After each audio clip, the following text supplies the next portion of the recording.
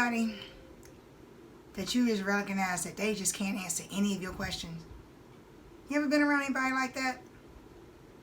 They cannot answer any of your questions, regardless of what question it is. You can't get any answers from them, any information. It's kind of frustrating, huh?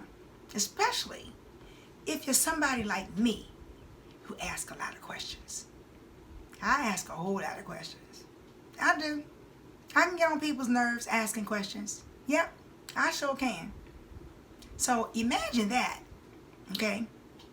Somebody to ask a lot of questions because they're trying to understand. I'm trying to understand things, trying to understand how people are different, how people think. I know I don't think like that. So if somebody is thinking a certain way, then guess what? I want to know why they're thinking like that. I'm trying to process in my head, oh wow, I never would have thought that way. So, let me see. Why are you thinking that way? Like, what in the brain is ticking to make you think that way? Because maybe I should be thinking that way or consider that as something, that's just it, okay? So imagine growing up with a mother who can't answer any of your questions. Whoa, that was frustrating. So frustrating, as I said once before. I ended up leaving the house at 16 and living with my grandmother. I would have been living with my father, but he was in a communal type deal home. He was in a movement, some spiritual movement. So I ended up living with my grandmother because my mama couldn't answer a question. She couldn't answer anything. My mother couldn't answer, I don't even know. If she couldn't or she wouldn't. Either way, it wasn't a good situation.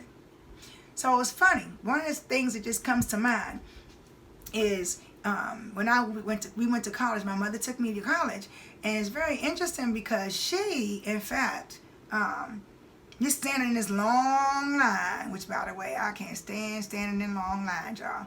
I'll do whatever it takes not to stand in line. I come way early, or I way late. So I ain't gotta stand in line. But this is about my mother and I bonding because I had left home. And actually, when we were going to college, I was still living at my grandmother's, but she wanted to come down and go to college with me that first day. So we stayed in a long line.